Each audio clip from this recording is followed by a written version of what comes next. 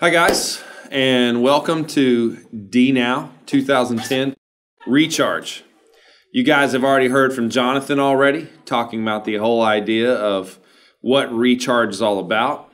And you've heard from Juliana, she's been talking to you about the idea of solitude and what does it mean to have solitude with God. But what I want to talk to you today about is something much different.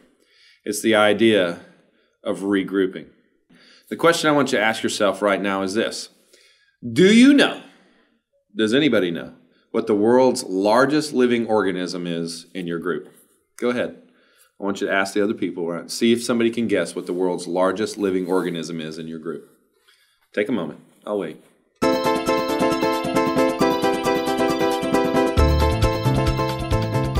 Get some answers? Okay, you talking about it? You got some ideas? All right.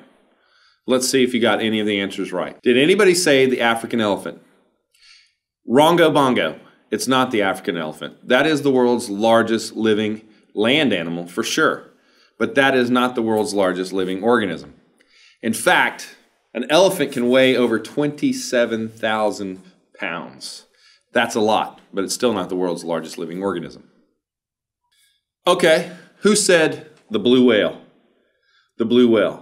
Who said the world's largest living organism is the blue whale? Did anybody say that? Well, guess what? You're wrong too. The world's largest living organism is not the blue whale. That is the world's largest living mammal, to be sure. In fact, a blue whale can weigh as much as 210 tons. Now, I don't know how many pounds that is, but I got to say, it's a lot. That's a lot of pounds, all right? So what is the world's largest living organism? Who just said Browning? That's not funny, okay? That kind of hurts me right here. That's not funny at all.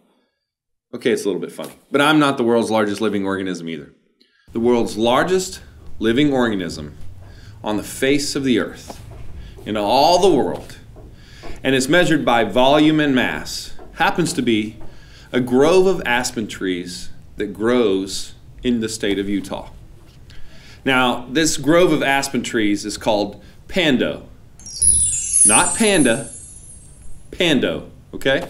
This is a 6,600 ton colossus that takes over huge amounts of space in the state of Utah. Some people have nicknamed Pando the trembling giant because of the way that the leaves shimmer in the breeze as aspen trees. And I don't know how many of you have seen aspen trees before, but they're one of the most beautiful trees that grows in North America. This massive grove of trees covers 107 acres of land. That's 1/7 the size of Central Park in New York City.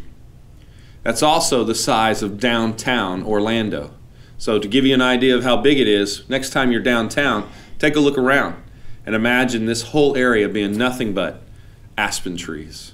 From the outside, you would think, that's just a bunch of trees that grew up next to each other. It's just a bunch of trees that happened to be in the same area and the seeds fell and the trees grew up wherever the seeds fell and they all grew up together. But that's not the case, because here's the thing about aspen trees. When you look down underneath the soil, what you begin to see is this, is that all these aspen trees are interconnected. They are all one continuous root system, and that's why they call it the world's largest organism, because it is all one continuous root system. Off of the primary tree grows out these, what we would call branches from the primary tree. And those branches come up above the ground and they grow into full-size trees. And then from those trees, more branches come out and they grow up and become full-size trees too. So that from one central tree, all the other trees grow out from that. And that's where it brings us to in the idea of discipleship for us today, and this idea of regrouping. You see, because here's how it works. Jesus is supposed to be that primary tree. And every one of us is supposed to be an offshoot or a branch from Jesus in our relationship with Him. And in so doing, we're to be identical replications of who He is.